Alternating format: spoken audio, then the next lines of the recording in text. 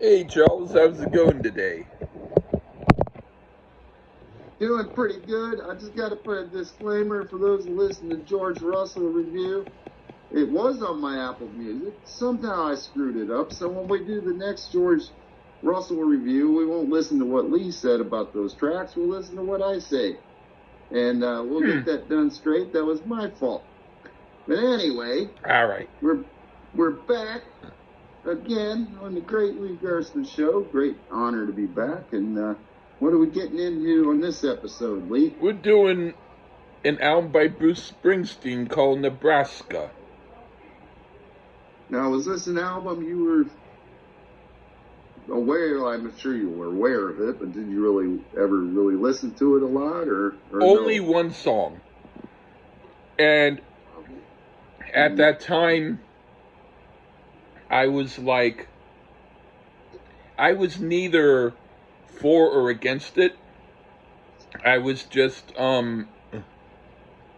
it was fine. But I remember seeing part of an interview with Bruce Springsteen where he talked about how the album, the whole thing that he recorded was on a cassette tape. And he was riding in his car and the cassette tape was in his pocket. And he said, "Oh boy, my whole album's in my pocket. I'd better go to the studio and give it before something happens to it, you know?" So I thought that was a cool story. Well, yeah, we did a Bruce Springsteen album not too terribly long ago, Ghost and Tom Joad. Yeah. And I think it's got, spoiler alert for anybody that don't know, I think that Ghost and Tom Joad has a little bit in common with this album. Yeah. At least sonically, so to speak. But there's also a biop movie out about Bruce Springsteen currently. Mm-hmm. And it's about the making of this album. And it was recorded in his bedroom, in his house, and on a boombox. There's a couple little other little doodads, but it was pretty lo-fi recording. Yeah. And from what I understand, the original idea was it wouldn't necessarily be an album. It would be demos. Yeah. And we'll get into that. I think there might be a moment or two. It definitely sounds like demos. Yeah. But his producer, manager John Landau, said no, it's great on its own. And he did re-record it electric. It's on the I got that as well, the Nebraska 82. The intention was there, but I guess in the end, Springsteen thought they sucked with the band, and they were better off with the way it was originally. And it was kind of a gutsy call at the time, because I'm pretty sure Born in the USA came out after this, and the previous album was The River. I thought that Born in the USA came out before it. No. Because there's demos of Born in the USA on the deluxe package from that era. Well, all I know is I had the album. Well, that's weird because I remember getting Born in the USA, and then after that, I remember this album coming out. Yeah, no, this was a 1982 release. Oh. Well, then this was before it. And you're probably right, but I just hadn't heard of it then. Right. No, and I doubt that. I think there is one song on here, but I don't know that I heard it. It was the first time I heard the album was today, because as we went over with Ghost of Tom Joad, Bruce Springsteen, I was always kind of like, yeah, compilations and stuff like that, but it just never really. It didn't quite do it for me at a different time in my life. Yeah.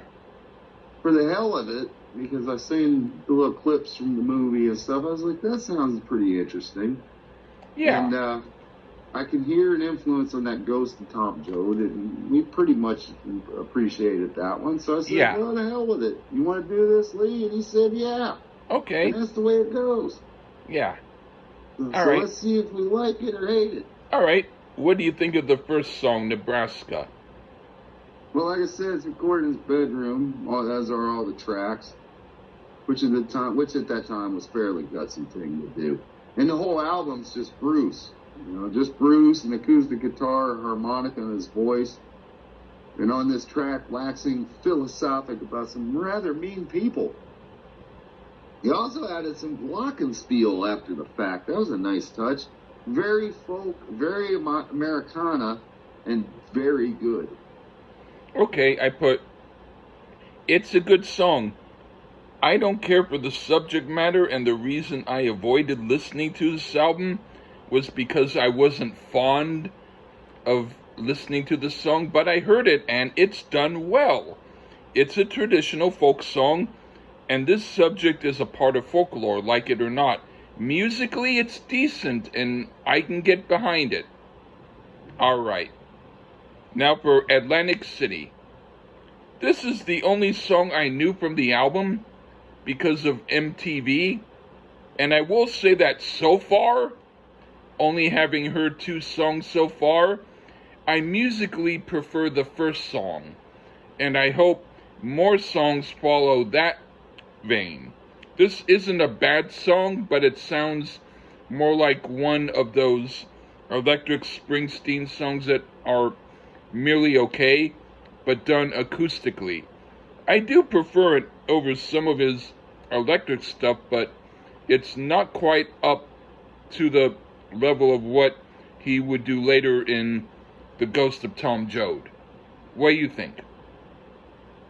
Yeah, this one sounds a bit more quote-unquote Bruce than the previous track. I've heard it too before this, but I didn't have MTV yet, so I didn't see the video. I probably heard it on a live album or something like that. We had that massive collection in my house when I was coming up. Probably heard it on there. But from what I understand, this is played live fairly often. And this one sounds like a demo, Lee.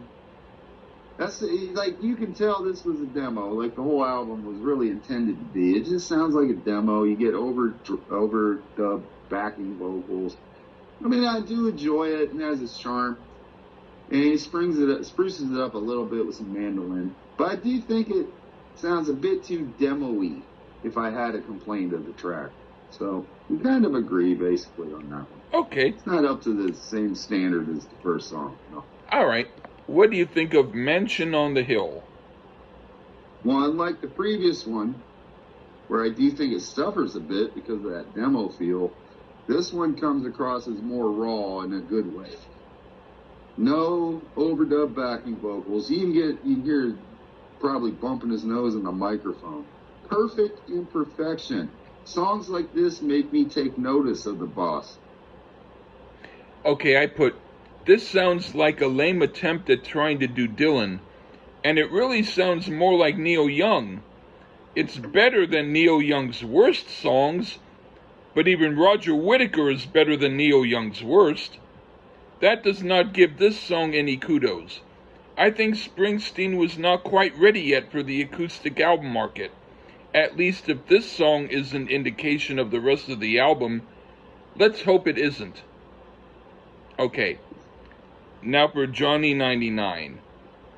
Now this one I like. It's obviously a demo quality song, but in this case, the demo quality fits it, and I enjoy it. What do you think? Exactly, we're back on that demo sounding style.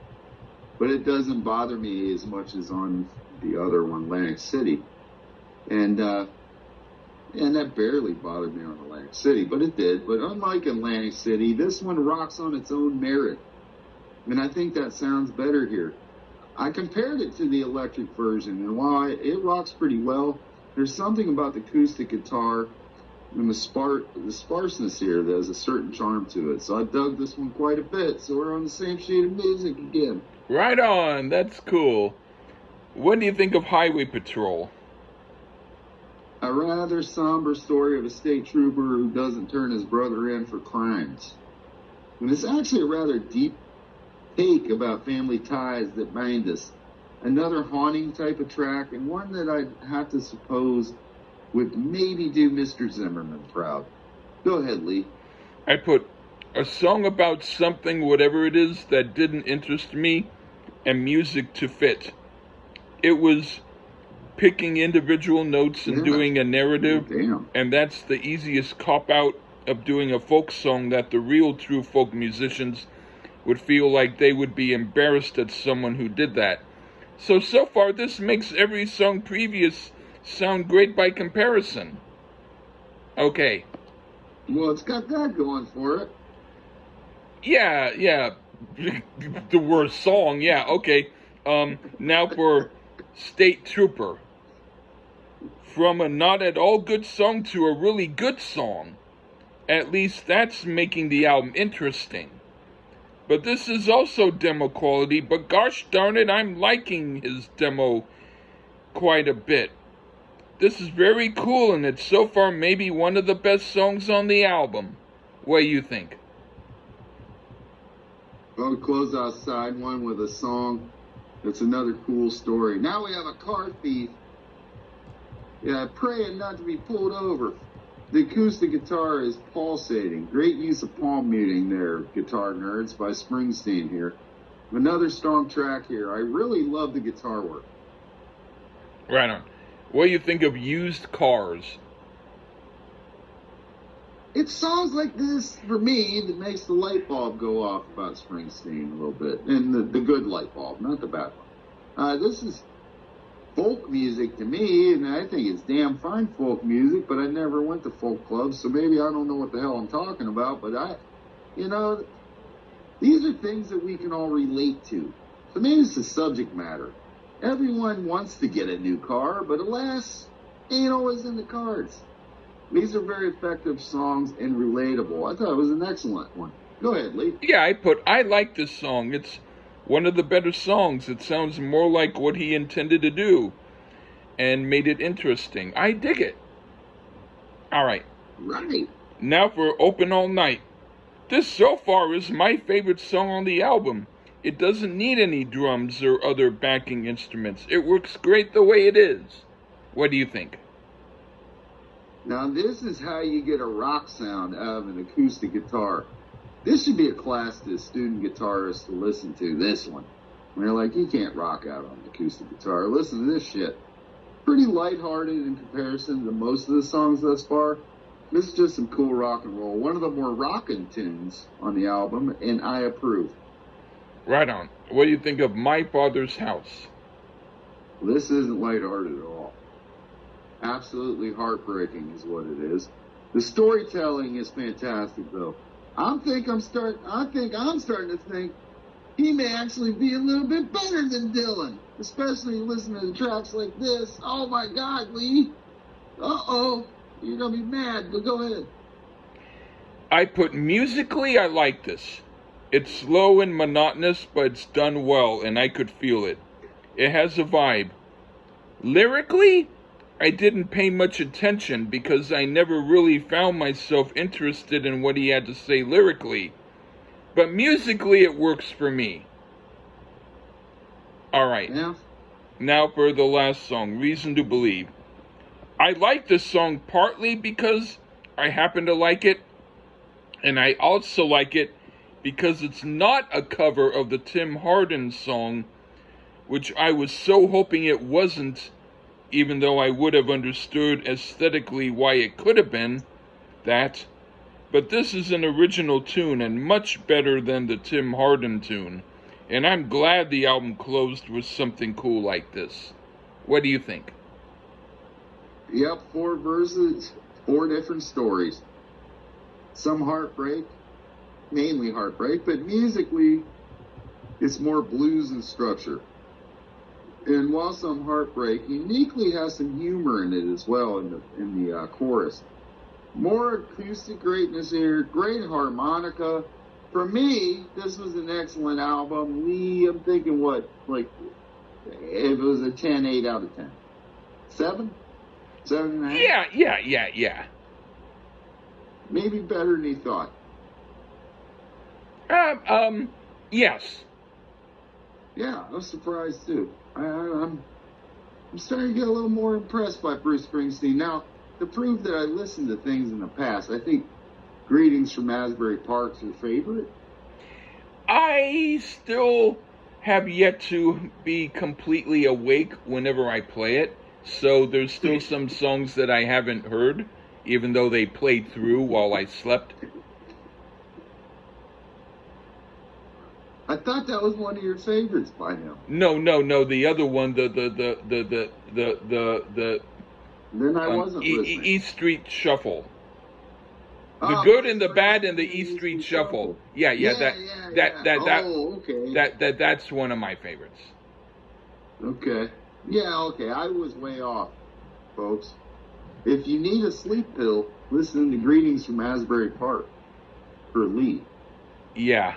But I think, I don't know, I kind of enjoyed this one a little more than the Ghost of Tom Joad because it wasn't as clean and it had its moments where it was raw and dirty. Yes, but there was moments where you can tell it was demos. That's the only thing. Yeah. My one of them I really liked. Yeah, my very favorite album of his is Born in the USA. Oh, see, not even East Street Shuffle, folks. So, and I was surprised, but regardless of how many videos of it were on MTV, the only song that I had knew at that time was the first song.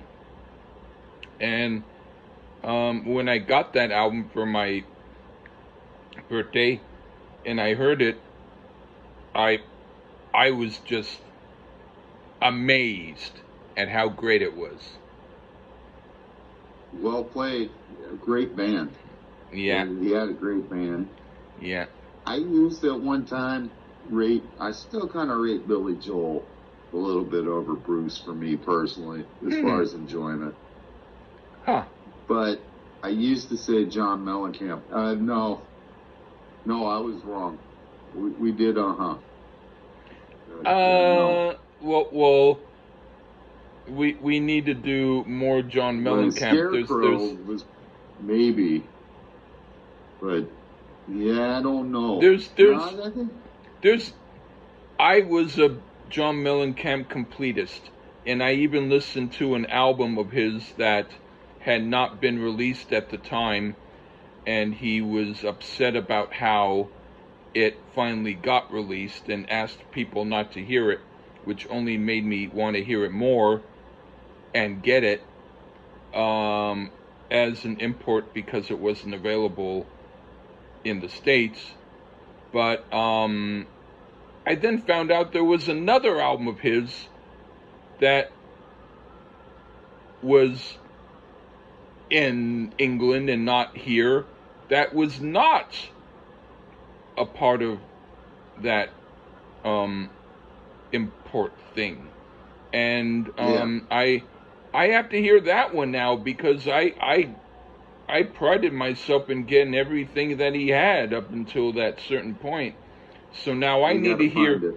I know where to get it, but unfortunately, sometimes these sites get infiltrated with cops who are like, you better shut this shit down. And so it's possible that happened, and I don't know whether or not I downloaded the tracks before that happened or not. But that was going to be the source where I would have given you the Moby Grape album. But and people attack me because I listen to Apple Music. Them sillies. Them sillies. But yeah, no, I mean, no, I don't know about Mellencamp. I don't know anymore. All right. I'm not necessarily going to say you'll like it. I'm just going to say I have to hear it. Yeah, I mean, I'm kind of teasing about the Bob Dylan thing. No, Bob Dylan isn't one of the all-time greats. But I've grown now. Maybe it's because I'm getting old. To appreciate the old Springsteen a little more. Yeah. So, I'm not going to say love him. I mean, he was a direct influence of Bon Jovi. Ew. That's pretty bad. Yeah, ew. Yeah. Even though, These Days or whatever song you really like. I don't remember. Yeah, I don't want to remember either. Yeah. But, he's not as bad as I thought. So, it's a topical album for right now because I guess the movie's really good and blah, blah, blah. So, I haven't seen it yet. I have seen Spinal Tap 2. Huh. Not as good as the first one, but pretty good. Okay. But this was a cool listen. So, maybe we'll have to do Not Born in the USA. That's too easy. Maybe that E Street Shuffle. I have it. Okay. Down the road. Down the road. Down the road. We got more George Russell to do. Yeah. Okay. And Whiteface. Coming soon, folks. Yeah. You want to talk about obscure. And then we can either do with it a solo album by one of the guys or another group that the guy was in. We could do the solo, but okay, that's going to be kind of even more of a challenge for you. Back to the Mellencamp though for 1 second. I'd rather find Kevin Raleigh's greatest B-sides. Oh, actually, I kind of also would. Exactly. You're the biggest Kevin Raleigh fan I know. Yeah. He's happy, believe me. Photoshop me kissing him, and you'll have the picture complete. I'm not going to do that. Just I know. hands. Yeah. Yeah. With Kevin and with each of you with the other hand on a keyboard, playing keyboards together. Yeah. Kevin Raleigh, Lee Gersman. Yeah. That'd be an awesome album. Yeah. It'd be like Kevin Raleigh, you gotta let Lee sing your songs though. Oh. You can't sing. Just let Lee do it. Oh, well, at least I don't sound femme like him. You liked it. I did, but yeah, I guess I like them. But that's the best Michael Stanley song to you, isn't it? No.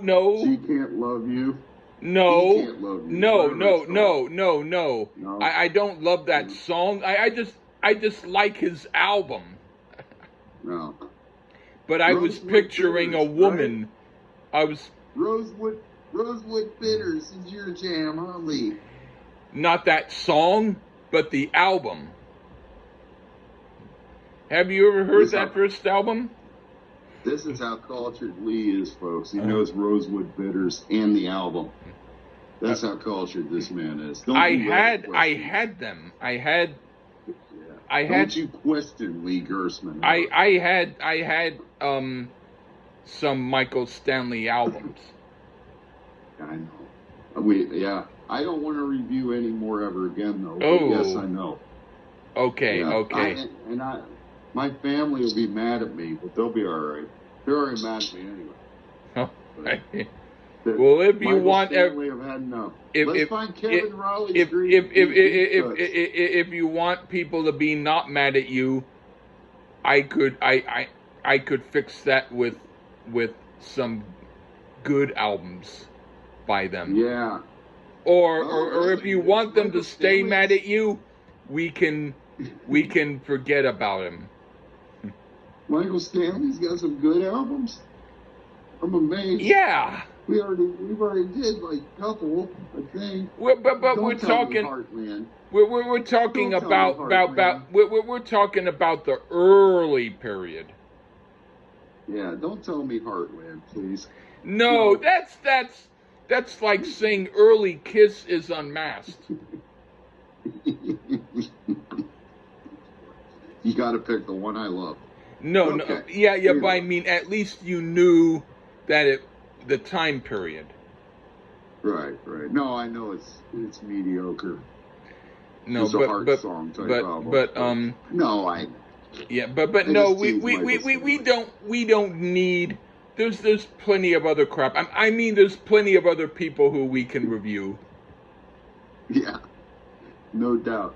But anyway, we survived Nebraska and pretty much kind of liked it Yeah, for the most part. and So I'm probably going to I, have to hear a few more of Bruce Springsteen's acoustic stuff. I'm not necessarily totally either for or against listening to his electric work more, but I'm more interested in more of his acoustic stuff. If there yeah, is more out it's there. pretty good. Yeah, it's really good. Right All on. right, man. Well, thanks for having me back. Okay. Well, thank you. Take care. Okay. Bye bye.